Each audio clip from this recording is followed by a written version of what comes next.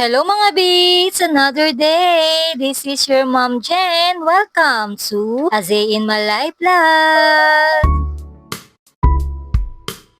For today's video mga beat, tayo ay pupunta dito sa Block 5 ng Northfield 3, Bayugo. Dito sa salon ni Mima Jessa Tamula. At syempre, ngayong araw ay tayo ay magpapasalon. Kasi pagod na ang hair ko. Mukhang stress na rin katulad ko. Charot! Pagkapasok nga natin mga bi, at ito nga nilalagay na yung dapat ilagay sa atin. Katulad ng towel, plastic, at yung nilalagay sa tenga. Syempre, kailangan safety first muna.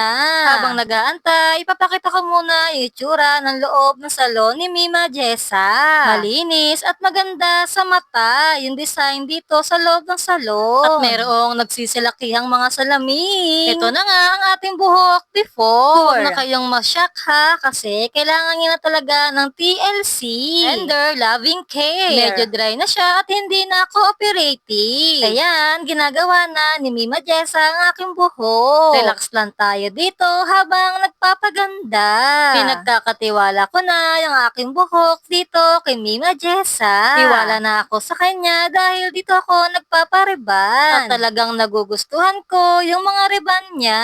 Yung package na inavail ko dito ay riban plus color plus Brazilian. Alam nyo ba, minsan kailangan rin natin i-treat yung sarili natin. Hindi lang puro stress, deserve din natin magpaganda paminsan-minsan. Kayo ba, gaano kayo kadalas magpasalon? Ako, minsan inaabot pa ng forever bago maalala ang sarili ko. Pero ngayon, self-love muna tayo. At this moment nga mga B, ay pinaplansya na yung buhok ko. Makikita mo naman talaga yung before and after. Pero mga B, hindi pa yan tapos ha. After ng plansya, tapos maglagay ng kulay sa aking buhok, nagmerienda muna tayo.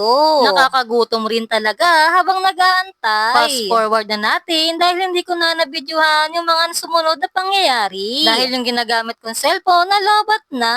At ito na nga yung result. Tignan nyo naman mga B. Feeling ko, main character na ako today. Ang fresh. Ayan lang for today's video. Salamat mga B.